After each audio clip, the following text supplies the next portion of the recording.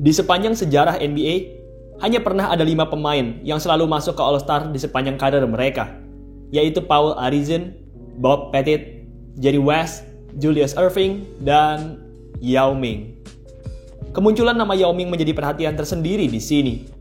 Yao merupakan pemain terbaru yang berhasil masuk ke daftar elit ini. Ia juga bisa dibilang merupakan pemain dengan karir terburuk di daftar ini. BTW guys, buat kamu yang lagi nyari kaos-kaos basket, Mimin Ina Basketball jual nih. Ada kaos Ina Basketball, kaos Kevin Durant, kaos LeBron James, kaos Kobe Bryant, dan masih banyak lagi. Bagi yang minat, kalian bisa membelinya dengan cara mengklik link yang ada di kolom deskripsi ya.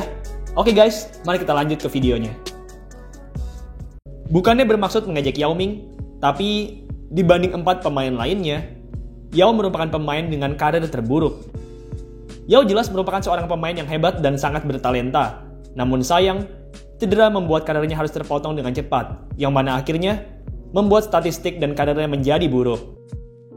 Yao sendiri merupakan seorang legenda di Cina. Semenjak kelahirannya, ia sudah dirancang untuk menjadi pebasket terbaik di Cina. Orang tua Yao merupakan salah 2 pebasket tertinggi di Cina. Ayahnya, Yao Cheyan, memiliki tinggi 201 cm, sedangkan ibunya, Fang Fengti, memiliki tinggi 191 cm. Sedari lahir, Yao sudah punya badan yang besar. Berat rata-rata bayi yang baru lahir adalah 3 kg. Sedangkan Yao Ming, di saat ia baru lahir, beratnya sudah mencapai 5 kg. Yao pun kemudian terus bertumbuh dan dilatih basket. Pada tahun 2002, usai menjadi sensasi di Cina, Yao pun kemudian terbang ke Amerika Serikat untuk bermain di NBA. Kedatangan Yao Ming menjadi perhatian besar bagi seluruh penggemar basket dunia. Yao memang bukanlah pemain Cina pertama di NBA, tapi ia merupakan prospek bintang pertama yang bermain di NBA.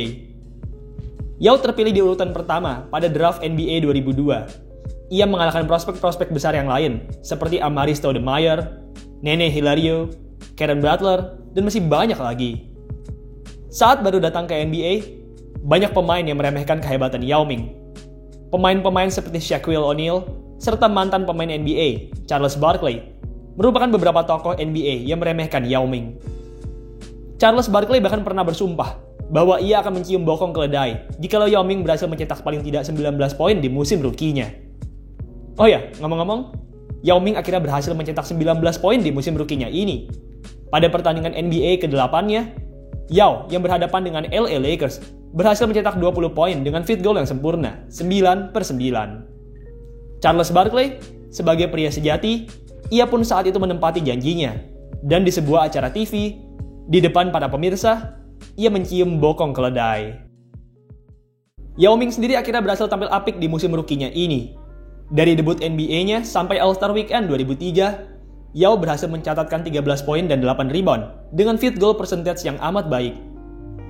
Yao memang berhasil mencatatkan rataan yang oke, tapi sejujurnya, masih ada banyak pemain yang mencatatkan rataan yang lebih baik dari Yao Ming. Tapi karena Yao Ming memiliki pendukung yang sangat banyak di Cina, akhirnya pada NBA All-Star 2003, Yao Ming pun terpilih untuk masuk ke All-Star.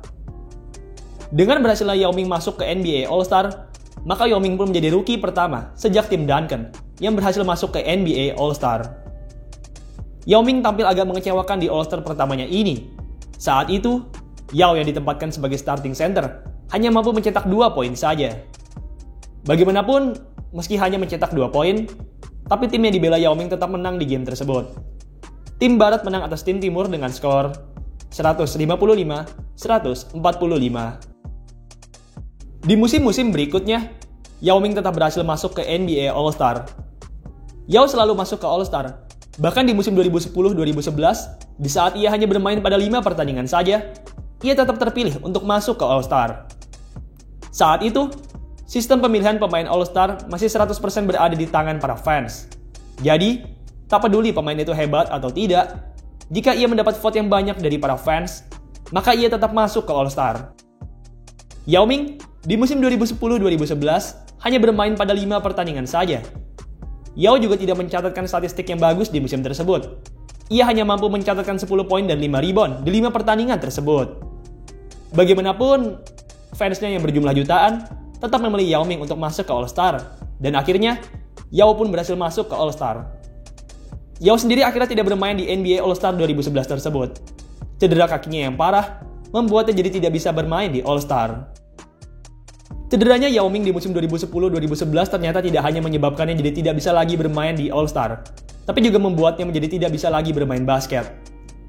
Yao Ming pun akhirnya pensiun di tahun 2011 di usianya yang baru menginjak 30 tahun. Meski masih berusia 30 tahun, tapi Yao saat itu sudah berhasil menorehkan banyak prestasi di karirnya. Ia berhasil masuk ke NBA All-Star sebanyak 8 kali, 5 kali masuk ke All-NBA Team, 1 kali All-Rookie Team, serta berhasil meraih banyak penghargaan individu, baik di FIBA maupun di Liga Basket Cina. Yao Ming merupakan legenda NBA. Meski karirnya tidaklah panjang, tapi impact-nya sangat terasa di NBA. Jadi, selama 8 tahunnya di NBA, Yao Ming selalu berhasil masuk ke All-Star. Keberhasilan Yao Ming masuk ke All-Star ini bukanlah karena skill dan catatan statistiknya yang menonjol, tapi karena fansnya yang sangat banyak. Menurut saya, di musim pertama dan terakhirnya di NBA, Yao tidaklah pantas masuk ke All-Star. Di musim terakhirnya, Yao bahkan hanya bermain pada 5 pertandingan saja, yang mana dengan jumlah game sesedikit itu, ia sangat tidak layak masuk ke All-Star. NBA sendiri melihat bahwa sistem pemilihan All-Star seperti ini tidaklah benar, dan akhirnya, di tahun 2017, NBA pun mengubah sistem pemilihan pemain All-Star mereka. Kini, para fans tidak lagi memegang penuh kendali atas voting pemain All-Star. Kini, pemain-pemain yang kurang bagus tidak akan bisa masuk ke All-Star, bahkan meski mereka mendapat voting yang sangat banyak dari para fans. Salah satu contoh kasus yang baru-baru ini terjadi adalah kasus Zaza Pachulia. Pada tahun 2017, Zaza, yang hanya merupakan pemain biasa di Warriors, mendapatkan 1,5 juta votes dari para fans. Jumlah vote yang didapat oleh Zaza lebih banyak dibanding jumlah vote yang didapat oleh pemain-pemain bintang seperti Kawhi Leonard, Klay Thompson, Chris Paul, dan masih banyak lagi. Jika menggunakan peraturan lama, Zaza pasti sudah masuk ke All-Star, sama seperti Yao Ming di tahun 2011. Tapi, karena adanya aturan baru, maka Zaza pun saat itu tidak masuk ke All-Star.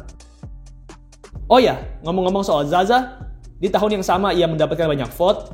Pada playoff 2017, Zaza tertangkap basah mencederai Kawhi Leonard. Saat itu, para fans yang sebelumnya mencintai Zaza berubah jadi membenci Zaza. Semenjak insiden tersebut, Zaza pun sudah tidak lagi mendapatkan banyak vote dari para fans. Oke guys, itulah tadi Yao Ming, pemain terakhir yang berhasil masuk ke All-Star di seluruh karirnya di NBA. Yao tidak perlu diragukan lagi, merupakan pemain basket yang sangat hebat. Tapi, ia seharusnya tidak masuk ke All-Star di beberapa musimnya di NBA. Jumlah fans Yao Ming yang sangatlah banyak merupakan alasan utama mengapa ia bisa terus masuk ke All-Star, bahkan meski ia seharusnya tidak layak masuk ke All-Star.